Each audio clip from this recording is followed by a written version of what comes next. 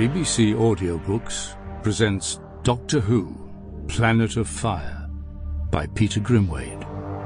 Read by David Banks. Chapter 1, Mayday.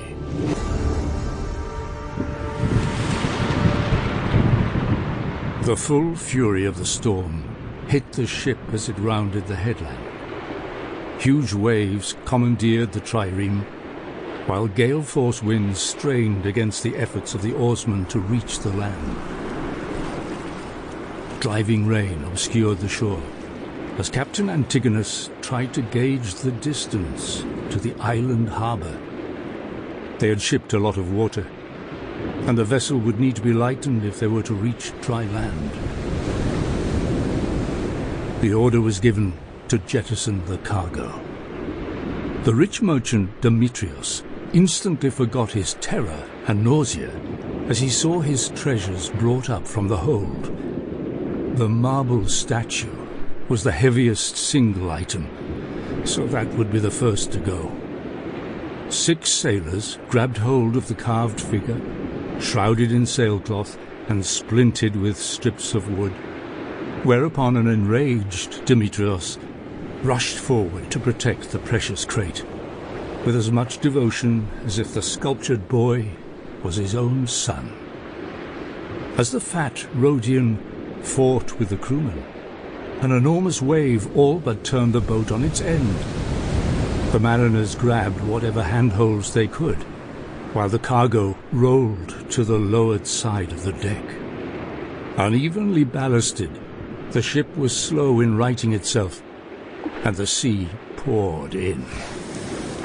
The captain ordered the slaves to be released, for now it was every man for himself.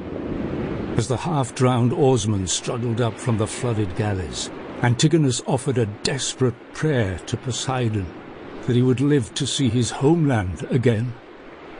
The next wave rolled right across the boat, yet still Demetrios clung to his marble statue.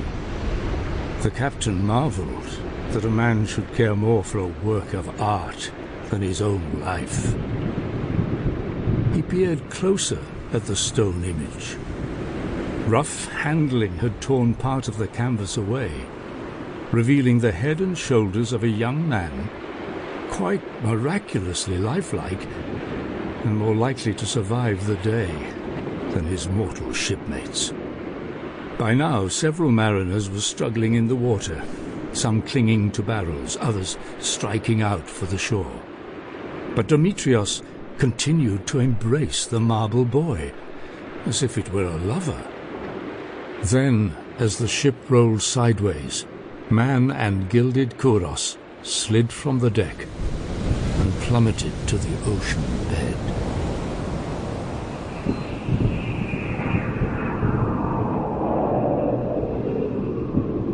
The storm hit the ship as it came into the gravitational pull of Sarn. It was many years since any Trion vessel had landed on the planet, but the homing beacon was still in perfect working order as Captain Grulin programmed the flight computer for a fully automated re-entry through the atmosphere.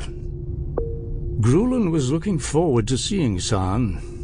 Several generations of his mother's family, so it was said, had lived there until the volcanoes started getting overactive and the settlers came scuttling back to Trion from their colonial paradise to complain endlessly about the climate and general shortcomings of life on the home planet.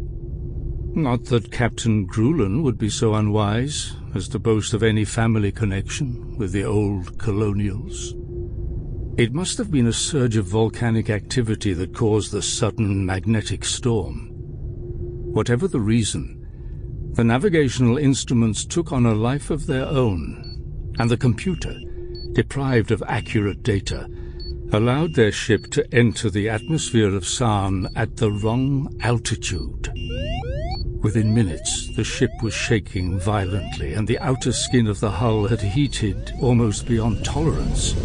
The co-pilot tried to warn Trion Control, but with so much interference, radio contact was impossible. Sample complete. Ready to continue?